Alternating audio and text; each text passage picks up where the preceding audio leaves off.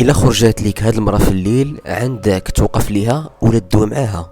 قبل ما نبداو ما تنساوش ابونيو وتشاركوا في القناة ويلا نبداو. واحد الشاب كيقول باللي كان خدام في الكاميو، يعني كينقل السلعة من مدينة لمدينة لمدة 3 سنين. غالبا ما كيخدم بالنهار، ولكن كيقول باللي واحد النهار اضطر انه يخدم بالليل.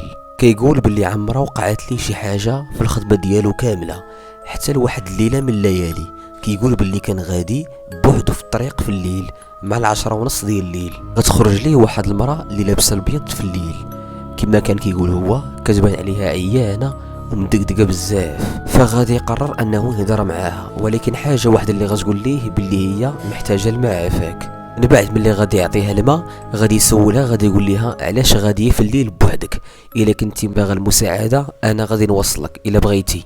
فهي غادي تقول ليه باللي راها مولفه تمشي في الليل بوحدها في الطريق خاويه، ولكن غتقول ليه الا كان ممكن تبط عندي نسولك غير واحد 2 دقائق وتمشي في حالك. فيلا غادي يبغي يهبط عندها، في طرفة عين غادي يبانو ليه 2 ديال الرجاله جايين كيجريو بالجهد قاصدينو، ولكن هذاك الشاب دغيا طلع في الكاميو ديالو وسد الباب وهو يطلع الزاج وهو يديماري بسرعه.